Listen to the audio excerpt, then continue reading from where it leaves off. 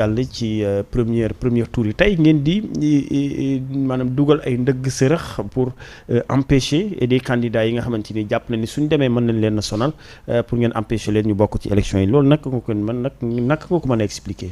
Bon du ma ko tuddee ñàkk wóolu suñu bopp d'abord en soi dafa am benn kàddu bu naan la seule chose pire que le mal c'est l'indifférence face au mal. C'est-à-dire on est dans une situation où peut-être par lancée démocratique on permet déjà à certains de participer bu fekkoon ne on s'écarte même du politiquement correct.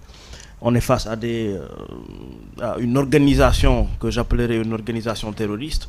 Donc théoriquement ça montre déjà que le pays est assez démocratique, très démocratique pour ñooñu rek war a mën a participer aux élections, pour ñu bàyyi leen fii, pour ñu que le candidat de la coalition présidentielle permettre leen qu'on puisse ñu dem aux élections. Donc déjà le recours c'est démocratique parce que dafa am loo xamante ne ni tey moom lañ dëpp pour un candidat soit éligible loolu noonu ñu dëpp ñoom remplir uñu conditions yooyu noonu.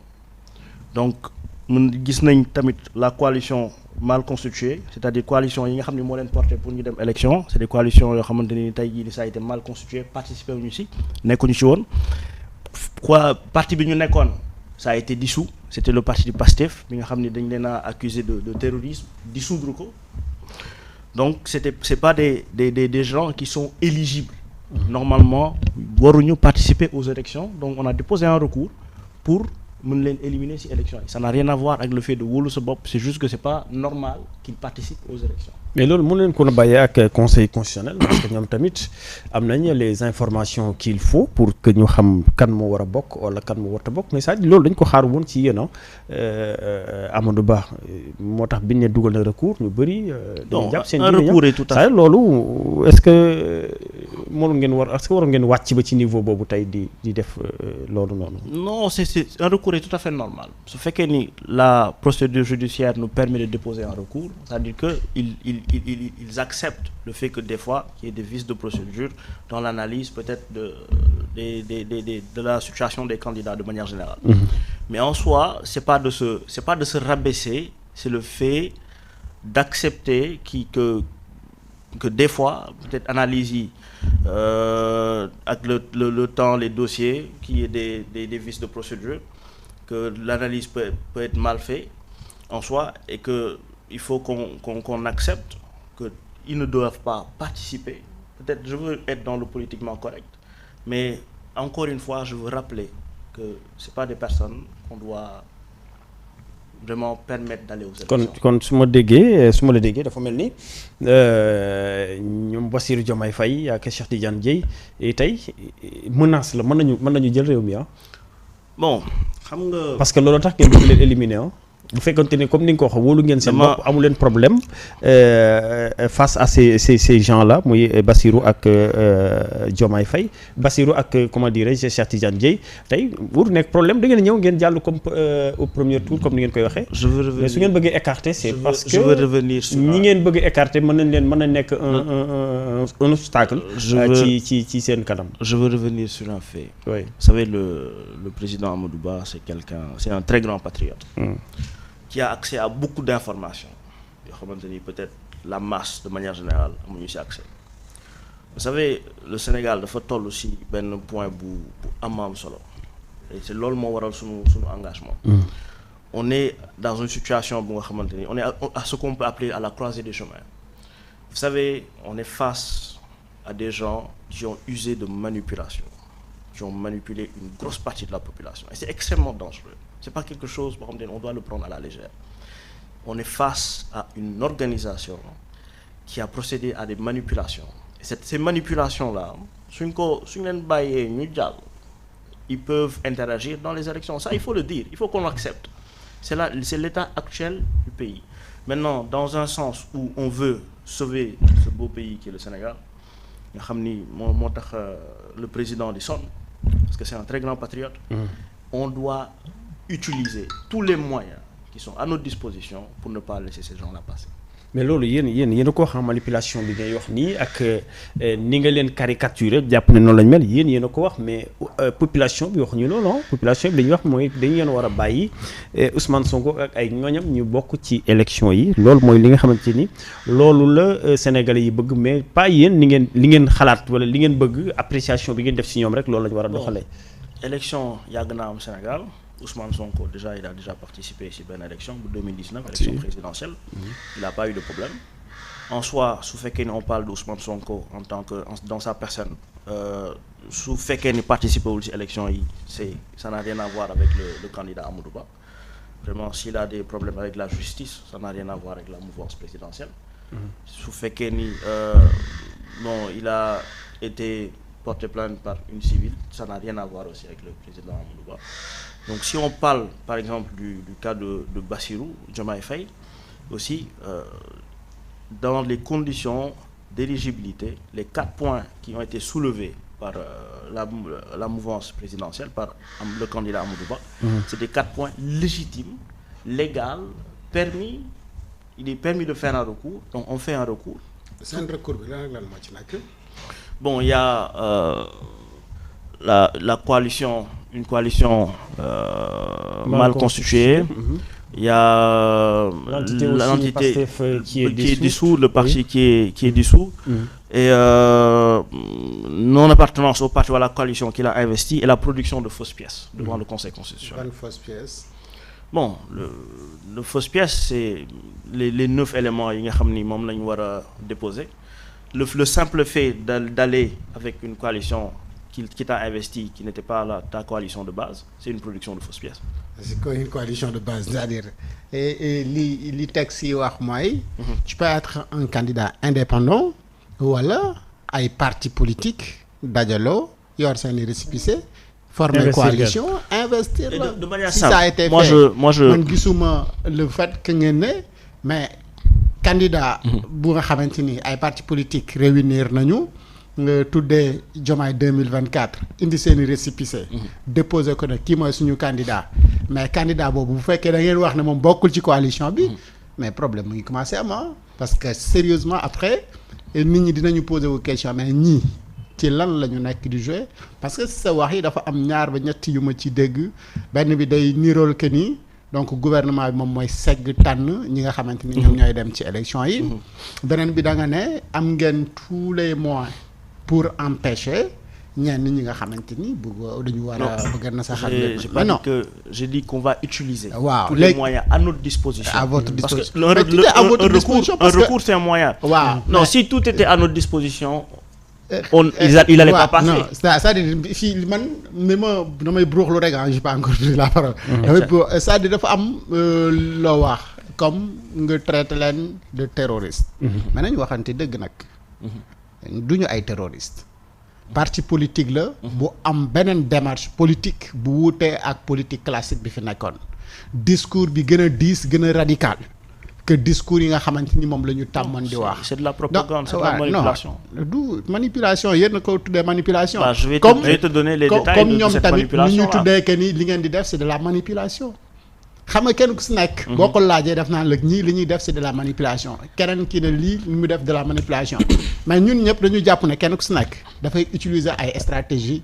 pour affaiblir donc adversaire am. vous êtes des adversaires bu fekkee ni yéen ñëpp ñu ne ba bokk li ngeen di wax ne Sénégal la moom moo leen ñor donc waruñu woon yegg si niveau bii. parce que je pense que ni vous êtes allé trop loin. dem bay traiter un parti politique comme terroriste. jaaree foofu noonu ba dissoudre ko. laissez-moi te ki ko dissoudre xam nañu ko c'est l'adversaire même de Pastef. donc aujourd'hui bu ngeen demee bay sukkandiku ci dissolution.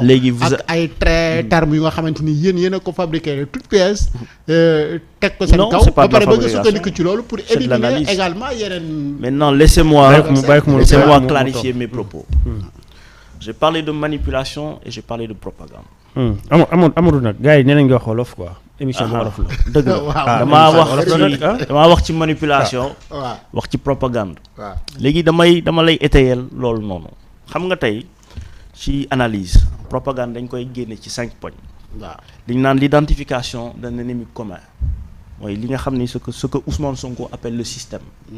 c'est-à-dire il y a un système qui est là qui empêche aux gens de gagner de l'argent c'est-à-dire su fekkee ni tey jii nii yow yoroo dañuy wut ay raccourcis raccourci mooy su fekkee yoroo xaalis lii moo tax yoroo xaalis indexer quelqu'un c'est le système moom la Donald Trump di utiliser biir États-Unis mais c'est les migrants Marine Le Pen c'est les migrants non c'est de la politique même léegi tu es dans la léegi comprendre nga c'est la fabrication politique léegi mais ma ñëw mais ma rek ma daaneel lañ déggoo il y a aussi ce qu'on appelle deuxième poñu propagande exagération de la menace bon il me sera difficile peut-être terme propagande ma détaillé ko ci wolof exagération de la menace mooy tey jii nii loo xamante ni c'est pas une menace nga jël ko amplifier ko ngandal ko rëyal ko la création d'un sentiment d'urgence l'utilisation de la peur suñu 2024 su ma gañewul dinañ torox 5e point bi di manipulation de l'information et ils sont très calés dessus le parti Pastef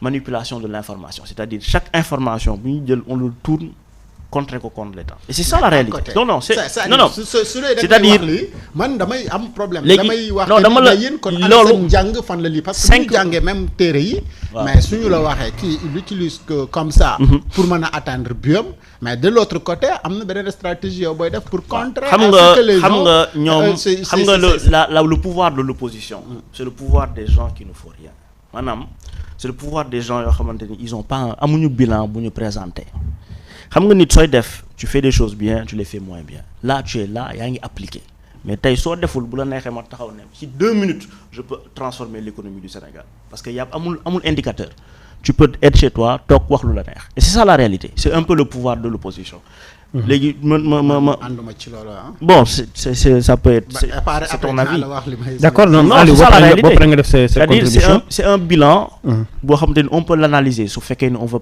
parler de la mouvance présidentielle Macky Sall c'est le meilleur président de l'histoire politique du Sénégal il faut qu'on l'accepte de 1960 à 2024 bi ñu nekk c'est le meilleur président c'est le président qui a réalisé le plus de choses donc ça c'est la réalité ci benn côté parce que xam nga pour être un bon président quand même du benn fànn rek lañ koy nattee tey nii li ngay wax ni ci Macky Sall bu fekkoon da nga may defal bilan peut-être bilan matériel bi nga may wax ne c'est le meilleur président de la République mais ci yeneen côté yi quand même mën nañu gis ne c'est s'il y a un point c'est le problème de la communication et loolu moo waral juddu RSE c'est-à-dire c'est la communication où ils ont liggéey bi ñu fa waroon def defuñu ko fa. ak li ngeen wax ne investir ko ci communication yëpp. la nature non bon l'investissement de la communication et la qualité de la communication c'est ñaari choses yu distinctes la nature ayant horreur du vide des gens mal intentionnés ont pris cet espace-là ce vide-là occupé ko pour un peu manipuler la jeunesse c'est ça la réalité ça il faut qu'on l'accepte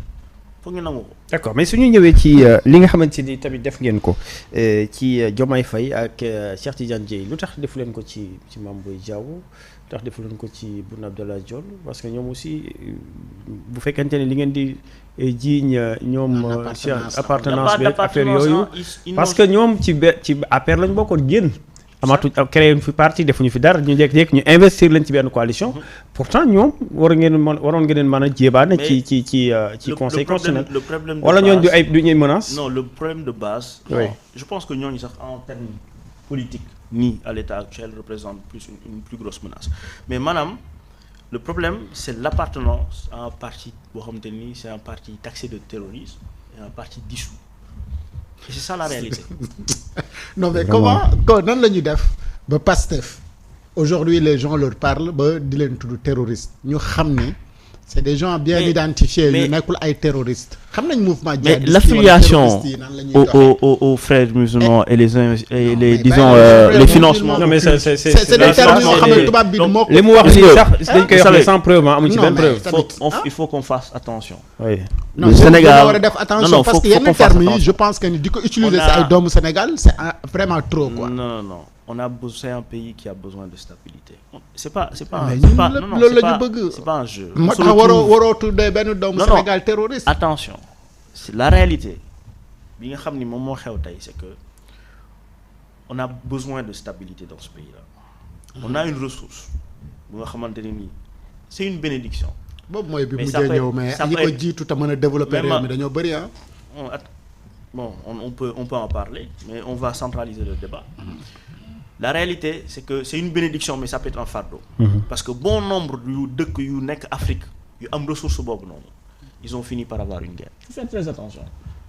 c'est il y a des gens mal intentionnés mën nañ jël exemple yu bari ci biir Afrique dëkk boo xool boo xam ne am na pétrole mën nañ ci débat à chaque fois que l'exploitation wu ressource boobu di waaj a tàmbali des gens mal intentionnés vont donner énormément de financement à des gens yoo xamante ni ils vont être très articulés mën a wax ak dëkk bi manipuler leen ba arriver à un point boo xamante ni tey de point de non-retour la donc c'est une situation où on a besoin de stabilité dëkk bi fu mu toll nii dañuy wër moo tax on utilise le terme le choix cohérent on doit faire le choix cohérent tànn ñi nga xam ni amuñu benn affiliation ak ces gens-là mais ñëpp ñi nga xam ni on doute on est dans une situation où on parle d'investissement occulte on doit s'éloigner de ces gens. te loolu justice moo koy wax parce que nekkuñu ci benn réew boo xam ne si ni ñi fi nekk yore nguur gi ñoom dañu bëggaat nguur gi léegi ku ne bëreet na bëgg naa nguur gi rek nga tam la dem ne la mënoo bokk. parce que dañu la tudd ci ay financement occulte ak ay financement ay non mais waaw mais d'accord mais du yéen yi nga xamante ni yéen ay acteurs ngeen bokk ci war a bokk ci course bi yéen ñi définir kan moo war a bokk kan moo warut a bokk. C'est un problème. Non, c'est un recours. Non, nañu bàyyi un recours est permis. Non, mais li ngay wax ni par la loi. mais li ngay waxee nii non, c'est mon li ngay waxee nii comme moi, si je pense que non mais yéen ñëpp noonu ngeen di waxee mon avis. kii warul bokk kii warul bokk parce que nii ak nii ak nii alors que warul demee noonu. xam nga lu tax oui man su ma fekkee de par li ma njort ak su may connaissance personnelle. damaa gis ni que cet individu là su bokkee wala bu gagné tey le pays peut aller peut mën na virer. Donc c'est mon avis personnel. Et je suis plus dans le politiquement correct. bu fekkee mën na bañ a bokk et c'est ça la réalité su fekkee mën na bañ a bokk bu mu bokk. ça donc, c'est mon avis personnel. Amadou Ba def c'est pas dans le politiquement correct. Non, li Amadou Ba def c'est très démocratique, c'est un recours, c'est permis par la loi quand même. D'accord, tout à fait. C'est quoi le problème? C'est un recours. Où est le souci? Où est le souci? Maintenant, je veux qu'on se concentre un peu plus sur le fond. C'est la stabilité du pays et c'est le fait d'être à la croisée des chemins et le fait de faire un choix boo xamante ni ça va nous amener vers l'émergence. Kon yéen su ma la déggee yéen kese yéen a mën a téye réew mi daal mu am stabilité quoi. Non, mais en termes de profil. parce que yéen tamit loolu li ngeen di def noonu tamit mën nañu ko tuddee manipulation li ngeen def noonu mën ngeen tuddee manipulation parce que su fekkee ne da ngeen di wax ne Amadou taxawal su fekkee ne da ngeen di wax ne si stabilité réew mi ci ñun la dépendre suñ ko joxee ñeneen ñi réew mi mën a sombrer non mais loolu tamit mën nañu ko tuddee manipulation parce que loolu seen xalaat la rek. Léegi vous allez me laisser développer voilà ça, c'est-à-dire la réalité mooy en soi ñeneen jotaguñu réew mi gis nga peut-être tout ce qui a été fait comme instabilité tout ce qui a été créé si wàllu instabilité. Non loolu kenn mënu leen ko jiiñ yéen ñi yor réew mi la ñu mën a jiiñ loolu. non ça n'a rien à voir. Non mais yow yaa war a assurer sécurité nit ñi. stabilité dëkk bi. assurer noo mën a on est là pour assurer la sécurité du pays. Est-ce que mën nga calculer le nombre de discours yoo xamante ni c'était pour inciter les jeunes à sortir et à aller casser des choses. Vous prenez tout le temps votre responsabilité. Vous avez le ministre de la communication. Quelqu'un, je veux vraiment qu'on maîtrise le débat. Si quelqu'un a été porté plainte pour diverses raisons et que ce quelqu'un-là utilise les jeunes pour aller faire des casses, quand même, à un moment donné, on ne peut pas nous accuser de cette instabilité-là. Il faut être sérieux. C'est ça la vérité. Ça c'est de un. De deux, je voulais parler de profil parce que da ngeen foog ne bu fekkee yéen rek mën a développer réew mi wala bu fekkee yéen a yor réew mi ci la stabilité di am. En termes de profil su fekkee dañu mën a jël Bassirou Diomaye Faye ak Amadou Ba vraiment c'est deux profils qu'on peut pas comparer en termes de connaissance